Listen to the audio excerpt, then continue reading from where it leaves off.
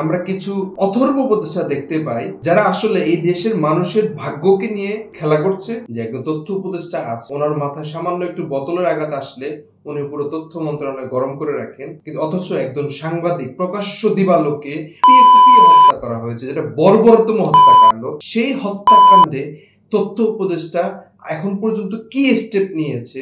প্রিয় দেশবাসী, আপনারা জানেন গাজীপুরে সাংবাদিক তুহিন হত্যাকাণ্ডের বিষয়ে আমরা যেটি লক্ষ্য করেছি, না আমাদের স্বরাষ্ট্র মন্ত্রণালয় সেখানে ত্বরিত কোনো অ্যাকশন নিয়েছে, না আমাদের তথ্য মন্ত্রণালয় সেটা কোনো ব্যবস্থা গ্রহণ করেছে।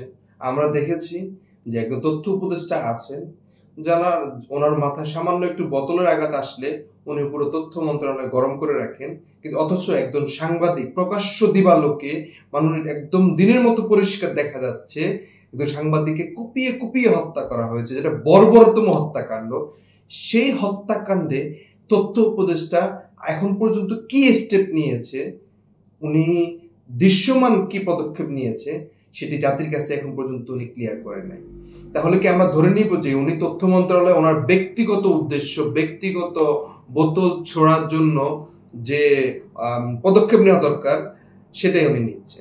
তো এর জন্য বলে থাকি, এই সরকারের উপদেষ্টাদের মধ্যে আমরা কিছু অথর্ব উপদেষ্টা দেখতে পাই যারা আসলে এই দেশের মানুষের ভাগ্যকে নিয়ে খেলা করছে।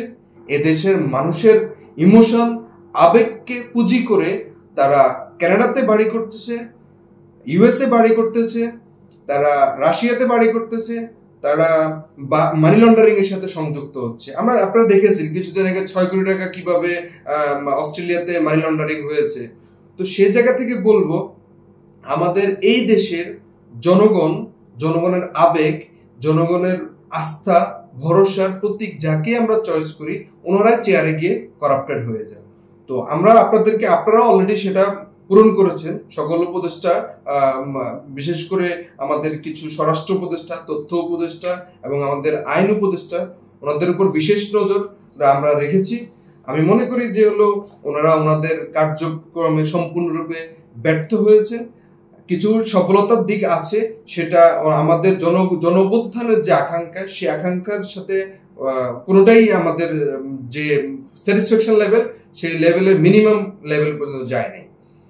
আমরা সাংবাদিক হত্যাকাণ্ডের স্বরাষ্ট্র মন্ত্রণালয়ের যে ত্বরিত অ্যাকশন দেখার কথা ছিল সেটা দেখতে পাইনি, এবং পরবর্তীতে যে আসামিদের গ্রেপ্তার করার কথা ছিল সেই গ্রেপ্তার এখন পর্যন্ত সকল আসামির গ্রেপ্তার করা হয় নাই।